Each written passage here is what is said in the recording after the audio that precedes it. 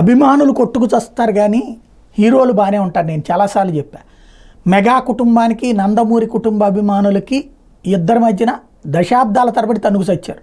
వీళ్ళు కొట్టుకు సచ్చినవి ఉన్నాయి, రక్తాలు గార్చుకుని ఉన్నాయి. చక్కగా బాలకృష్ణను చిరంజీవి కావులిచ్చుకుంటారు, బాలకృష్ణ పవన్ కళ్యాణ్ కావులిచ్చుకుంటారు. మధ్యలో ఎవరో రెచ్చగొట్టే ఒకళ్ళు ఇద్దరు ఉంటారు, అంతకుమించి ఏం లేదు. కానీ కొట్టుకు సావడం మాత్రం మందే. ఫైనల్గా వాళ్ళు బాగానే ఉంటారు.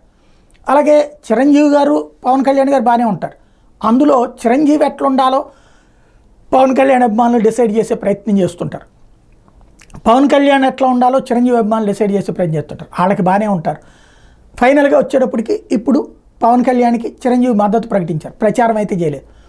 అదే సందర్భంలో అల్లు అర్జును వైఎస్ఆర్ కాంగ్రెస్ పార్టీ కోసం ప్రచారం చేయాలి. వైసీపీలో ఉన్నటువంటి ఒక అభ్యర్థి రవికిషోర్ రెడ్డి తనకు మిత్రుడు కాబట్టి తన కోసం వచ్చాడు. వైసీపీకి ఓటేయమని అడగల, ఆ నియోజకవర్గం వరకు నంద్యాల వరకు తన మిత్రుడిని గెలిపించమని కోరాడు.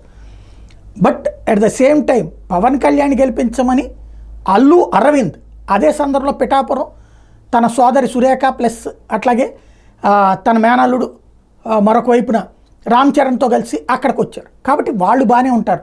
మధ్యలో అనవసరంగా చించేసుకునేది వీళ్ళ కిందోళ్ళే.